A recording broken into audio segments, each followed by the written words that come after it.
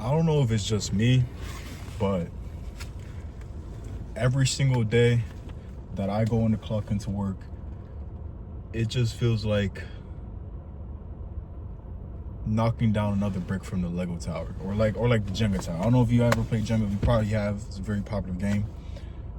Just like poking at the little blocks, trying to get them to fall, but we're not the ones poking at the blocks. You know, it's like it almost feels like they're laughing in our face. But at the same time, I can't say it feels like it because we know that they are. I think like now more than ever, I can't even say I think I know now more than ever that people are doing something that they most likely aren't happy doing. Nobody's really getting that opportunity to do something they're passionate about, because most likely 9 times out of 10 what you're passionate about is not what's going to pay the bills, and even if it is, getting there is nearly impossible. It feels like you're playing a losing game. I'll just say it, like you're playing a losing game, and you keep trying to tell yourself if you work hard, you know, you get a shot, you know. Because look at the billionaires. They worked hard, right? And they got somewhere because they worked hard? No, I mean, you don't get somewhere just by working hard. You get somewhere by working hard, getting lucky, and knowing people. It's a combination of all three. And they tell us you can work hard and get to this point too. Because yeah, some people work hard and they come from nothing, and you know, rare cases where you genuinely just build it up from the ground. But 99% of the time, the stories we hear about people self-made, blah, blah, blah. Oh, I started out of a garage. I did this, I did that. It's bullshit. It's all propaganda to keep the system going, keeping the game going, so we all show up for work. Wolves need sheeps. Wolves can't eat without sheeps. They aren't just trying to get your fur. They want your blood, your meat, your bones, your nails, your hair, your eyes, your ears. They want it all. They're not stopping at the fur. A while ago, they stopped at the fur and they left it at that. Now they want everything. They want to clone the sheep. They want to make the sheep think that they can't run. Invisible barriers. It's not the same that it used to be. And you look at the way that the world was ran, specifically the Western world in America, it's so much bullshit. I heard somewhere that to equate to the spending power you would have making minimum wage in the 1900s, you would have to making $70 an hour to match minimum wage 60 years ago. $70 an hour you would have to make just to compete with the spending power that they had 60 years ago. And today, we sign up to do these jobs that makes companies 5 times more than what we're paid, and we say, okay, thank you, and then we pay them taxes on top of it. I don't know, man. It's like every day I get more and more tired of being a part of that system, because how moral are you? How woke can you say you are as a person if you continue to show up and do those things that cripple societies, keep societies locked in? It's like Plato's cave with the shadows, and I don't know if you ever heard that story, but you should go look into it if you haven't. It's a joke. I don't know what to do about it, because on one hand it's like, stand up and do what? Because nobody is willing to stand with you anymore. That's the problem. And you hear people talking about, oh, we went to war over tea, 1% tax on tea, or wherever the tax was on tea. And you hear that and you say, oh yeah, well, whatever. But if you really think about it, that shit was happening. If you taxed them on tea, they were going to revolt about it. They made sure that shit never happened again. They made sure that shit never happened again. They got everybody on lockdown. The mass people, they don't know what the fuck is going on. They don't know who runs the school system. They don't know who feeds them their food that they eat every single day. You know who does it. We know who does this. But you can't say it. You can't do anything about it unless you want to lose your job, you want to be targeted, lose access to banks, you know, be watched. You can't speak about certain things. You can't say certain things anymore.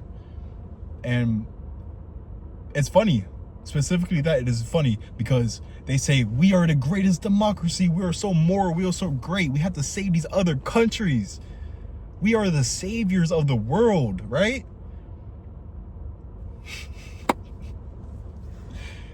We don't save shit. We have killed more people than any other country on this world. In this world, I mean, sorry. We are probably the most immoral country to ever exist. But the propaganda machine is so great. Hollywood is so good. Hollywood isn't just about movies. It's about the Pentagon. Hollywood and Pentagon are not very different at all in terms of how they are ran. And once you learn about the connection between Hollywood and Pentagon, you start to connect certain dots like, huh, that's odd, right? And you look at situations such as the downed pilots that happened, right? That wasn't a mission, right? Near a nuclear site, Iran's one of 3 nuclear sites, and then they sent a nuclear expert to go rescue our pilots. That makes sense to you? Come on, man. They think they can hide it from us. You can't hide it from us anymore. We live in a world where information, yeah, it could be censored, but you can't hide it forever anymore. You can't. And when we used to live in a world where you could hide stuff like that, and they could generally control what we saw and what we think, you see a lot of change happening that doesn't necessarily benefit us, but we don't know that. Like, even the whole directive behind No Man Left Behind in the Army is purely for optics. They don't care about you. They don't care about anybody who's left behind. They care about optics. This is a bad look to leave people behind as the strongest army in the world. So they will get 10 more people killed and lie about it just to save one person if it makes them look good. Gladly, they will do that. And we have to live with that as a people. We have to understand that. Because if we don't understand that, we will not be able to know what they are genuinely doing to us. To stuff us down, keep us down, just long enough so that we could build their machine. We can build their one conscience that they are going to put in autonomous living so that they don't have to work and they don't have to provide, or they don't have to answer to us ever again. We will be left behind. We are just seeing the beginning of how bad everything is going to get. It hasn't scratched the surface. In 5 years from now, desk jobs are gone. In 10 years from now, 15 years from now, a lot of physical labor jobs are gone. And that might be generous to say 15 years from now. And that concerns me because I work a physical labor job, you know, and what the fuck am I gonna do if I just say, yeah, like, you're replaced by a robot now? Get another job. Doing what? You already have to put in 1,200 applications on average. This is a fact. You can look it up. The average applicant puts in 1,200 applications before getting a job in 2026. It used to be 3. It used to be 3. Yeah. It's a sad world we live in, because it kind of feels like we were left behind by the previous generation. Not only were we targeted to be used, but there was no safety net built for us. Like, they kind of just let it all go to shit. All the systems that they built, everything they did to benefit them, kind of fucked us all over. And we got the short end of the stick, and the world is collapsing because of it. Men and women can't even get along anymore. Same sexes can't get along anymore. Same religions can't get even along anymore. Same genders don't even get along anymore. You can't agree with your neighbors anymore. You can't even disagree with somebody and still like them anymore. Isn't that some shit? I had sent a clip of a controversial creator. You know, he says some outlandish things. He has some crazy takes, and I sent it to the group chat because I'm like, yo, this is kind of crazy what they're talking about right now, right? Instead of talking about the topic of the video, it was about a strike that killed 160 schoolgirls, right? Instead of talking about the video, he said, yo, you're watching this person. What's wrong with you? First of all, you don't know if I like this person. Even if I did, doesn't matter. Does that mean I agree with them? No.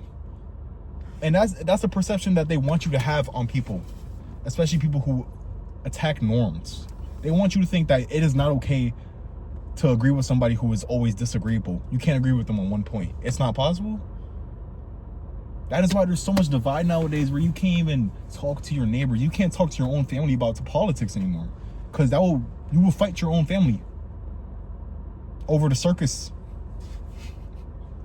You're fighting your own family about a circus.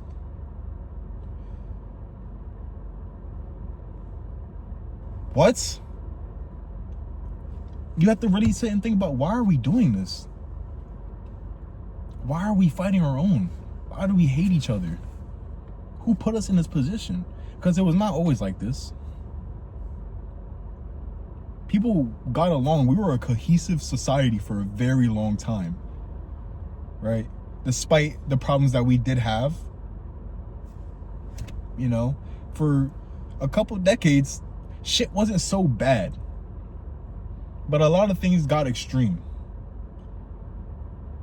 And it kind of seems to me where they gave us a little bit of freedom and equality just to take it all back. They set it up in a system where they could take it all back, where it could seem like you still have a freedom and equality, but you really don't. And one thing that's really important to me, I feel like it's not a race thing. It's a classism thing. It won't matter in 100 years if you're white, black, yellow, orange, gray, brown. All right? It won't matter what you are. If you do not come from a family of respect, a family of status, of standing, connection, if you do not serve their purpose, you will be out. And being out today is going to look different than what it does 100 years from now. Being out today looks different than what it did 100 years ago. So you can imagine the exponential growth that you will see in society, that we will have to deal with, that our kids will have to deal with, if we even make it that far. We live in a world where there's a possibility we won't even make it to see our great-grandchildren because of fighting about nothing. Nothing that truly exists.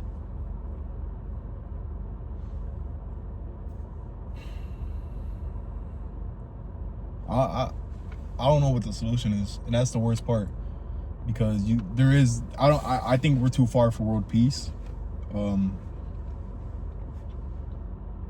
Everybody wants to get ahead of somebody, you know. Everybody wants to get ahead of somebody, and there's always going to be people who take advantage of because they are put in a position where it is easy to do so and it benefits them so well.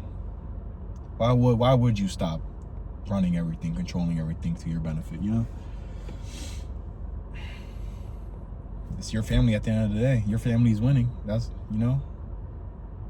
So it's kind of like, damn, I don't even expect them to do any differently. We're just like, we're not fighting anymore. We haven't revolted. And you think about everything they do. How are we still putting up with this?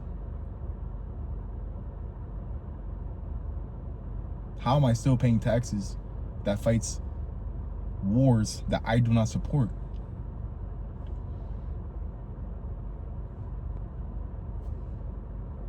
How is it that you don't have a choice but to send your child to a public school system where they teach you what they want your children to know, so that you could be a good worker?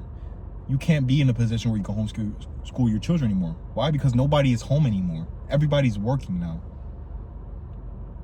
And it's like, everyone wants to flex you. I'll work 60 hours this week. Good fucking job. Good fucking job. You made them 5 times more than what you made. I worked 80 hours a week, 16-hour shift. Let's go. Haha, they love me. They fucking love me. That's some dumbass shit right there, bro. That's some slavery.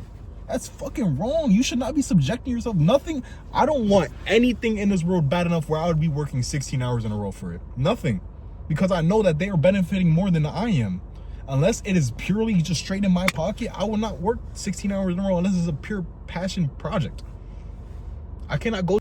Sorry, I ran out of storage on my phone. Let me just get to wrapping this up really quickly. I just want to say, I appreciate you hearing me out. Make sure you subscribe. Follow my other socials down below in the description right there.